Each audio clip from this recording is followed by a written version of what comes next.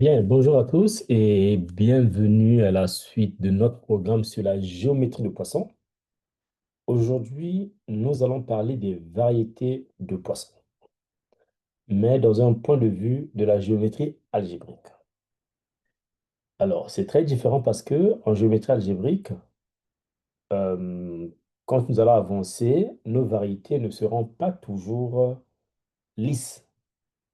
En géométrie différentielle, on travaille avec des variétés qui sont lisses. Donc, ça sera un peu différent de ce que les autres font en géométrie différentielle. Mais le début, la logique sera la même. Au début, tout se passera de la même façon et donc nous allons avancer.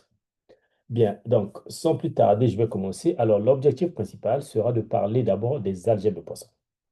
Je vais expliquer ce que c'est qu'une algèbre de Poisson. Et de cette algèbre de Poisson, nous allons voir un peu quelques remarques qui découlent de la définition. Ensuite, nous parlerons des variétés de poissons, la définition, et nous verrons combien l'algèbre de poissons joue un rôle important de la définition d'une variété de poissons. Et nous allons voir dégager quelques points stratégiques qui vont découler de la définition d'une variété de poissons. Voilà, donc sans plus tarder, je vais partager mon écran.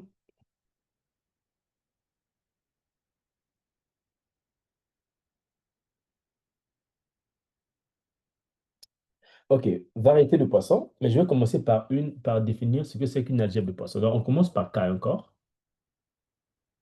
un corps de caractéristiques différentes de deux, bien sûr. Et A ici une algèbre.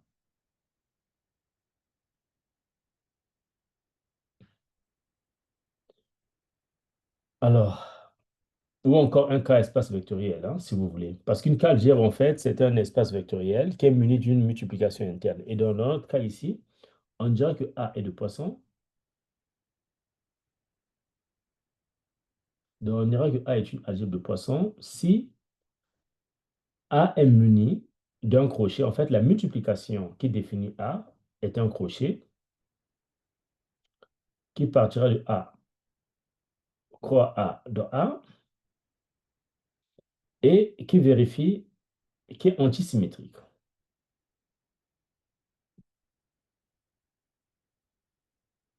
Antisymétrique signifie que si je prends AB, ça c'est égal à moins BA,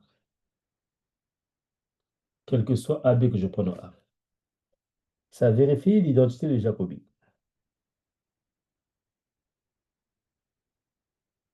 L'identité de Jacobi signifie que si je prends A, je prends B, C, plus je prends B, je prends C, A, plus je prends C, je prends AB,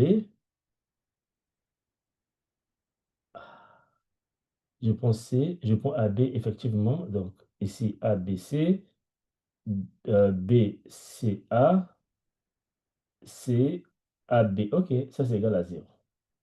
Et donc les deux conditions qui sont ici réunies font de A une algèbre de Lie. OK? Mais non, cette algèbre de Lie devient une algèbre de Jacob, devient une algèbre, pardon, euh, de Poisson s'il y a une troisième condition qui est vérifiée, qu'on appelle la règle de Leibniz.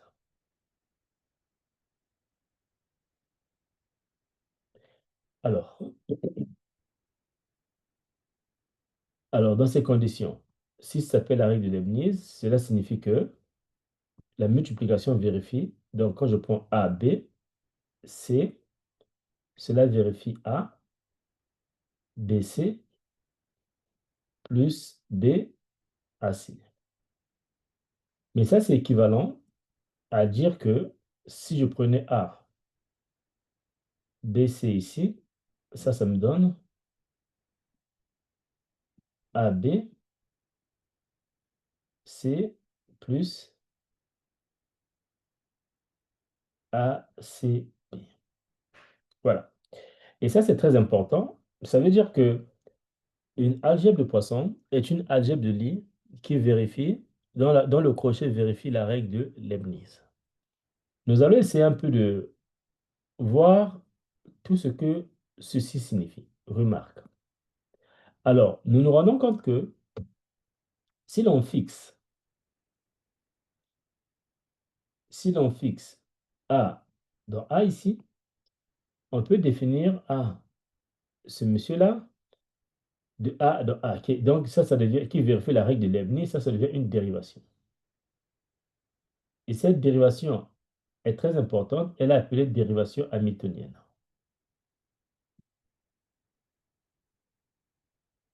Alors, pourquoi cette dérivation est importante? Parce qu'en fait, le fait que A ici, ceci soit une dérivation et que A soit une algèbre, dont on peut regarder comme un module, ça veut dire que ici, on peut prendre le module différentiel de Keller avec la dérivation universelle. Et la propriété universelle du module différentiel de Keller nous dit que dès que vous avez ceci, il existe un unique morphisme ici, donc c'est unique ici qu'on va appeler FA, qui fait commiter ce diagramme, c'est-à-dire que FA, composé avec D, nous donne ce crochet-là. De la même façon, ici, nous avons fixé le A sur la première composante. On peut aussi fixer le A sur la deuxième composante et avoir la même chose ici pour avoir GA rond D égale à ceci. Et donc, ceci nous permet de définir une application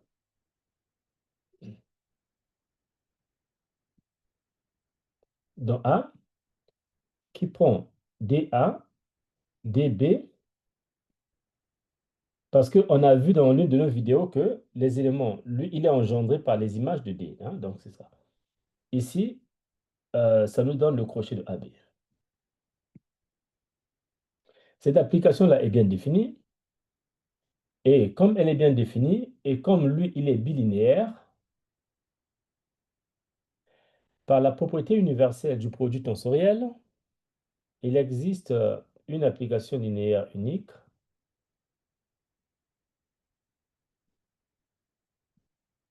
A linéaire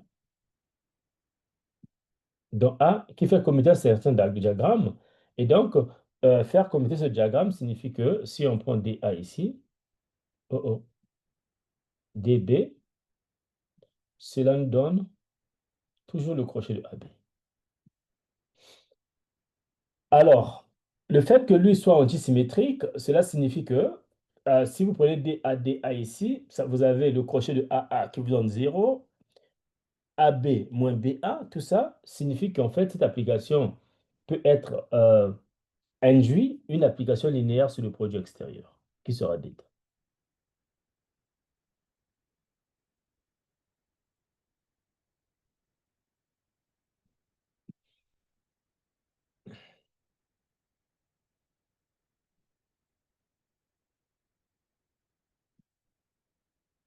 Voilà comment je définis ça.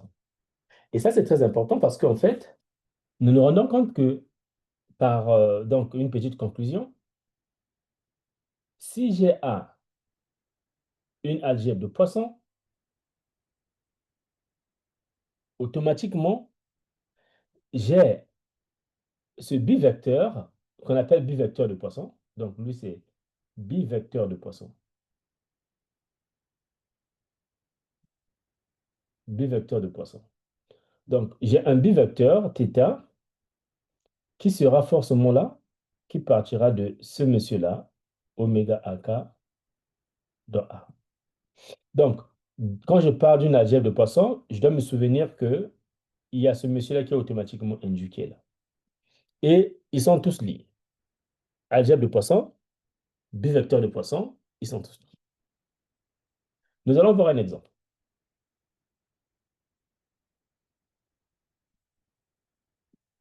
Nous allons prendre A ici, qui est le cas de x1 jusqu'à xn, y1 jusqu'à yn. Ensuite, nous allons définir le crochet en prenant fg ici, nous donne la somme i allant de 1 à n, dérivée partielle de f par rapport à xi, dérivée partielle de f par rapport à yi, moins g ici. Dérivée partielle de f par rapport à yi, pardon. Dérivée partielle de g par rapport à x. Voilà. Donc, si l'on considère A avec ce crochet-là, on se rend compte que A muni de ce crochet est bien une algèbre de Poisson. Bon, je ne veux pas vérifier, mais sinon c'est Poisson. C'est une algèbre de Poisson. Et comme c'est une algèbre de Poisson, on a vu que dès qu'il y a une algèbre de Poisson, automatiquement le bivecteur de Poisson n'est pas loin.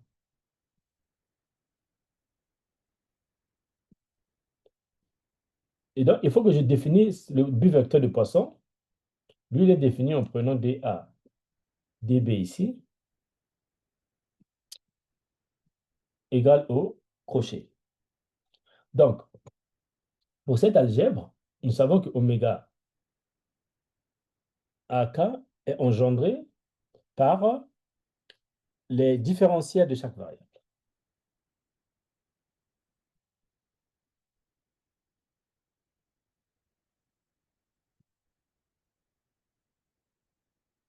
Voilà.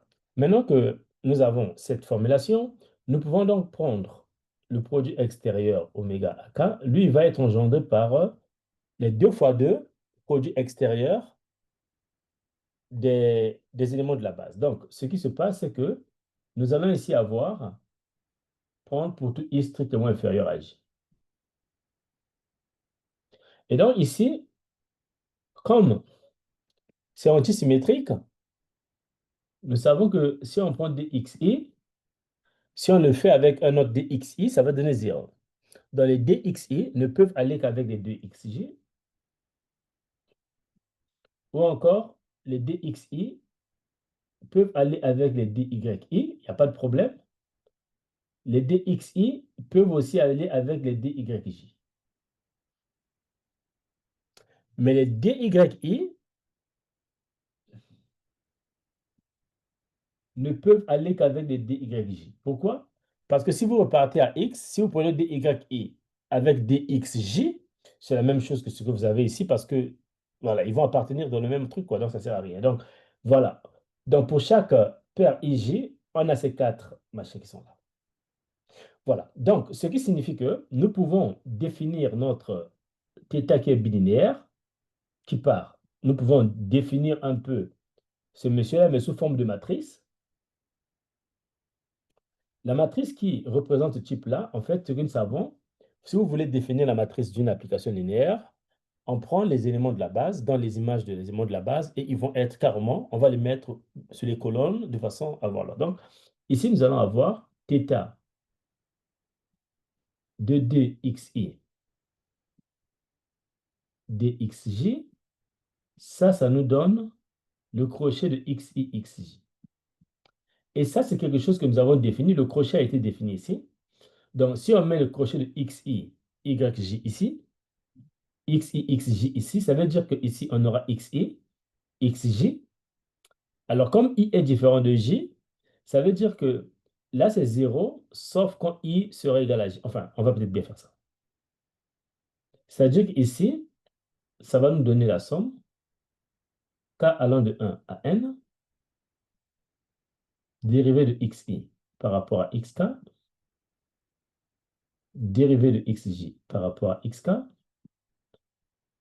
yk, pardon, moins d rang xj par rapport à yk, xi, pardon, par rapport à yk, i ici, xj par rapport à xk. Alors, ce qu'on remarque, c'est quoi? Là, ça sera 0, sauf quand k sera égal à i. Mais comme i est strictement différent de j, est strictement inférieur à j, ça veut dire que quand k sera égal à i, ici, on aura 0. Quand k là sera égal à j, ici, on aura 0. Donc, en fait, ça nous donne 0. Et nous allons nous rendre compte que xi, yj, lui aussi nous donnera 0 parce que, pour les mêmes raisons, on se rend compte que xi, donc on a fait xi, yi, lui nous donnera 1. Pourquoi il nous donne 1? Parce qu'en fait, ici, on aura xi ici, yi ici. Quand k sera égal à i, ici on a 1, ici aussi on a 1, ça donne 1. là, ce sera 0. Donc, ici, on se rend compte que ça, c'est égal à 1, et lui, il est égal à 0. Donc, le seul gars qui donne 1, c'est xi, yi. Ce qui signifie que quand je vais chercher à définir la matrice de cet état-là, je vais avoir θ de, ici, je vais avoir 1, 1. Donc, c'est le crochet de x1, x1 qui est égal à 0. C'est normal parce que la matrice aussi est antisymétrique. Donc, on doit avoir 0 sur la diagonale principale. Et ici, on va avoir 0 parce que là, c'est x1, x2. Ça va être 0 jusqu'à x1, xn qui donne 0. Après, on commence maintenant x1, y1. x1, y1 donne 1 ici. Après, on a 0 partout ici. Là, c'est au niveau de n ici. Là, c'est n plus 1. Après, deuxième colonne, on va avoir 0 toujours ici. 0 toujours. Là, on va maintenant avoir 0. Mais le 1 sera ici parce que c'est x2 qui sera avec y2. 0 partout jusqu'ici. Et vous vous rendez compte déjà qu'on va avoir un en train d'avoir un schéma très intéressant ici. C'est-à-dire qu'on va avoir les 0 là vont partir jusqu'à quelque part ici. Ici, on va avoir 0 partout. Ici, on va avoir 0 partout. Les 1 là vont descendre jusqu'ici. Et donc ici, nous avons en quelque sorte une matrice identité qui est là. Ça, c'est IN. Et comme la matrice est antisymétrique, ce qui est là sera ici. Donc, c'est moins IN ici. Et le type qui est là, le 0 là, sera là. Donc, en quelque sorte, le θ est représenté par une matrice antisymétrique de la forme 0, 0, IN ici, moins IN là. Et ça, c'est quelque chose de très important. Nous allons voir plus tard euh, que cet exemple n'a pas été posé au hasard.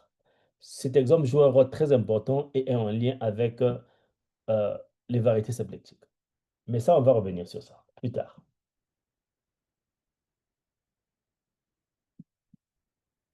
OK. Bien. Qu'est-ce que je peux encore dire ici?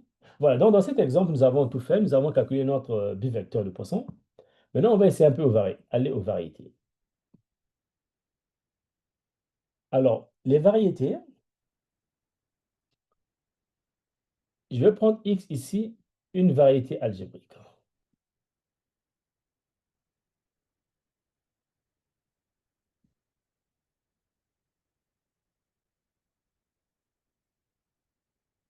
Voilà. Alors, ce que j'appelle par variété algébrique, pour moi, ça va être, je veux que ça soit neutérien, donc neutériane. Je veux que ça soit intégral, integral scheme of finite. Bon, ceux qui travaillent en géométrie différentielle peuvent considérer directement une variété différentielle, mais en géométrie algébrique, il y a beaucoup de conditions qui viennent en jeu. Ce que j'appelle par scheme ici, c'est quelque chose, comment est-ce qu'on va comprendre ça? En fait, par scheme, ce que je vais dire, si vous avez un anneau R, si vous prenez le spectre de R, le spectre de R, c'est l'ensemble des idéaux premiers de R.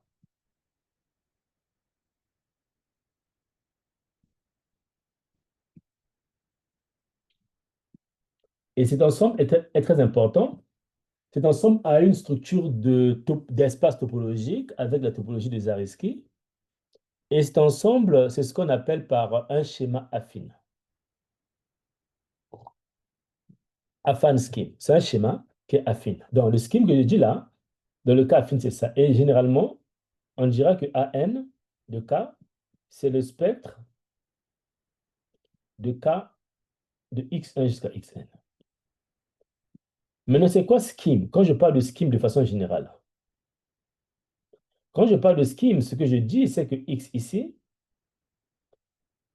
en fait, il existe un recouvrement ouvert de X. X ici est recouvert par des ouverts, où chaque UI ici, c'est le spectre d'un certain anneau, AI. C'est ça, en fait. Donc, quand je parle de scheme, on doit garder en tête qu'il existe un ouvert, un recouvrement de X tel que chaque UI est le spectre d'un certain anneau. Maintenant, à chacun d'entre eux ici, à chaque x ici est associé un faisceau qu'on appelle OX. Ce faisceau est tel que pour tout U que je prends, donc X ici, ouvert, OXU, ici, c'est l'ensemble des fonctions. Tel que F est ce qu'on appelle par régulière. Et ça, c'est l'équivalent de ce qu'en géométrie différentielle, on appelle C infini de M ici, qu'on prend pour tout dans un ouvert de M là. F est smooth. Voilà. Donc, c'est ça la différence. En géométrie différentielle, dès que vous avez une variété, vous pouvez l'associer à l'algèbre des fonctions qui sera C infini de M. En géométrie algébrique, dès que vous avez une variété, vous pouvez l'associer à l'algèbre des fonctions qui est OX de M ici. Et ici, OX et C infini de M sont tous des faisceaux, ce qu'on appelle par sheaves. Pourquoi c'est important? Parce que lorsque j'ai X ici, j'ai un faisceau X, OX. Tout ce que je sais, c'est que pour tout U que je prends, OXU ici est un nano ou bien algèbre, une algèbre. Et donc, je dirais que lui, il est de poisson. Donc, je dirais qu'une variété est de poisson si le crochet est défini sur l'algèbre de fonction. Donc, le crochet ici est défini sur ça, sur ce faisceau-là. Donc, en géométrie différentielle, vous remplacez OX par C infini de M. Vous définissez votre crochet là-bas. Et ici, ça va être quoi? Puisque lui, c'est un faisceau, ça veut dire que pour tout U que je prends dans X ici,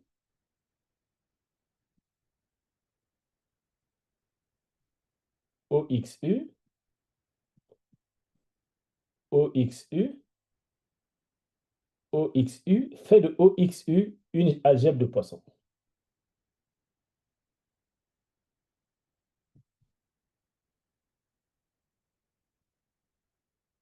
Donc, désormais, quand je parle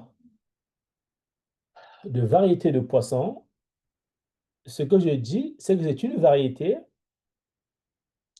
dont l'algèbre des fonctions est une algèbre de Poisson. Donc, le crochet est défini sur l'algèbre des fonctions, pas sur la variété, parce que la variété elle-même, ce n'est pas une algèbre. Voilà.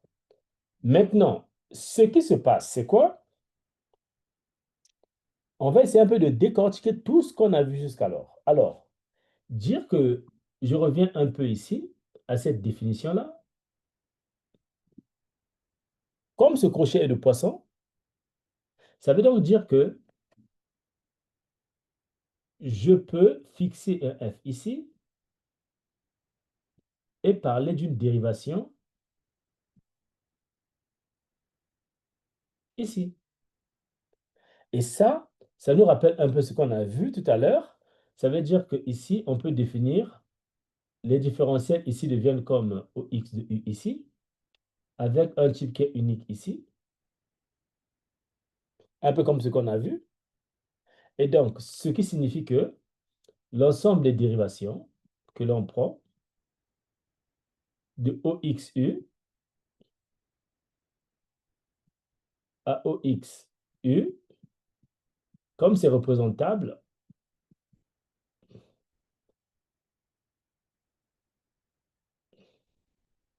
par oméga x de U à OXU. Donc, de façon générale, on peut juste dire ceci, le der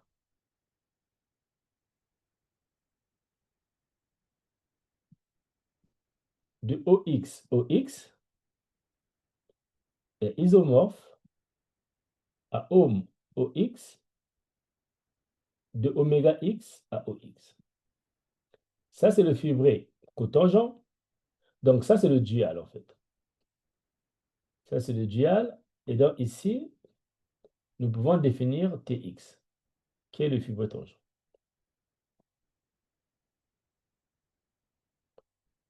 Et donc, dans ces conditions-là, nous nous rendons compte qu'une dérivation de OX dans OX ici, c'est un élément du fibré tangent. OK? Donc, nous allons regarder une dérivation d'ici comme un élément de celui qui est là. Donc, une dérivation pourra aussi être regardée comme un morphisme qui va de lui à lui. Ça, c'est un point très important. Mais autre chose que je peux comprendre, chercher à comprendre, c'est que quand je regarde le bivecteur de Poisson, ici, quand je le définis par oméga x ici, dans OX, ce que j'obtiens, c'est que lui, il définit la même chose que si je prends le dual. C'est-à-dire que si je prends le dual de ce morphisme-là, ce que j'obtiens, je travaillerai sur OX. Dans celui-ci, et le dual de ça, ça va être TX. Donc, un bivecteur de Poisson est la même chose que le prendre ici. Mais le prendre ici, ça, c'est l'ensemble des sections globales de TX. Donc, θ ici pourra être regardé comme un élément de H0 de X de TX ici. Ou encore, ça, c'est la même chose que gamma X TX. En fait, ce que je suis en train de dire, c'est que votre bivecteur de Poisson est une section globale du fibré quel. Donc, pour tout x que vous prenez d'un grand X ici, votre θ x ici va être un élément de là. Ça, c'est à comprendre. Alors, pourquoi je dis tout cela? Désormais, quand je parle de poisson sur des variétés, je dois savoir que j'ai lui qui est là. Le crochet est défini sur le OX et j'ai un bivecteur de poisson. Et donc, parfois, on dit que soit X, θ, une variété de poisson. Ou encore, on dit que une structure de poisson. Peu importe ce qu'on dira, mais tout ce qu'on devra comprendre, c'est que le θ qui est ici découle du fait que, voilà, de tout ce qu'on a vu. Donc, lui, c'est le bivecteur de poisson qui est là. OK. Maintenant, il y a un point très important qui m'intéresse. Je vais encore examiner ce qui se fait ici. Le fait de prendre, donc je vais revenir ici, ou encore le prendre même depuis là, pourquoi pas. Nous savons que notre θ part du produit extérieur de oméga x dans OX. Ce qui signifie que je peux faire le produit tensoriel de ceci par Tx, le dual de ça. Si je prends le produit tensoriel par ça, comme c'est le dual, je vais donc avoir un truc qui sera comme ceci, qui partira de oméga x dans Tx. Et là, pour tout x que je prends dans x, je peux le définir ici comme étant, parce que pour tout x que je prends, lui devient un espace vectoriel, donc tu as ça.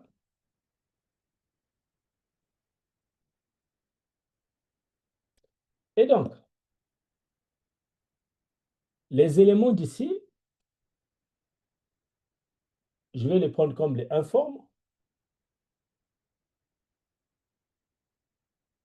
Et je vais donc définir θ, celui-ci, ici, de alpha. Et ce θ de alpha va être égal à quoi? Va être égal à alpha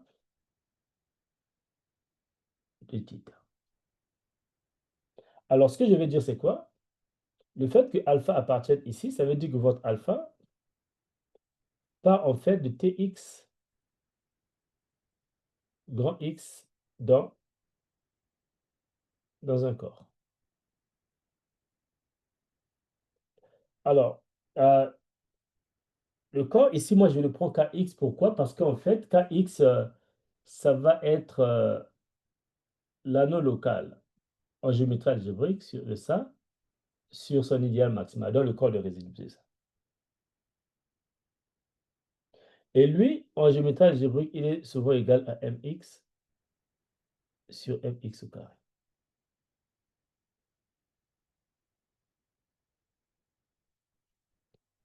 Et donc, lui, il s'applique ici. Ce n'est que normal parce que, en fait,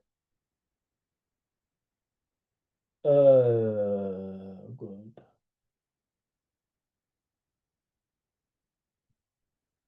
Alors,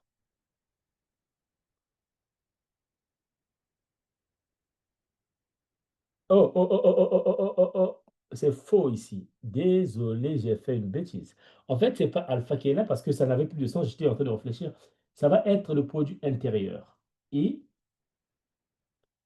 alpha de θ. Et donc, ça, c'est très important. Pourquoi? Parce qu'en fait, euh, le produit intérieur va être quoi? Si, par exemple, votre θ est donné par VW, alors le produit intérieur de celui-ci va être égal à alpha de V, qui a un sens parce que V va appartenir à celui qui est là, ce qui est normal, W moins alpha de W, V. OK, good. Voilà. Ça, c'est un sens. Donc, voilà, oublions ce que j'avais dit. Il va être défini comme ceci. Donc, cette application linéaire est extrêmement importante parce que c'est elle qui va nous déterminer si ce que nous avons est, si ce que nous avons est non dégénéré ou pas. Donc, nous allons dire ici, nous prenons X, une variété, X, un élément de X. On dira que X est non dégénéré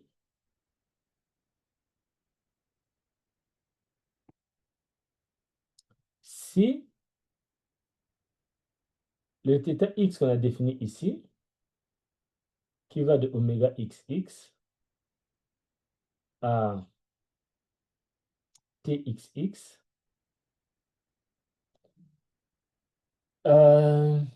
est de rang maximal. Bon, en fait, je vais dire est un isomorphisme. Voilà. Isomorphisme, c'est mieux. Ça veut donc dire que, si c'est un isomorphisme, ça veut donc dire que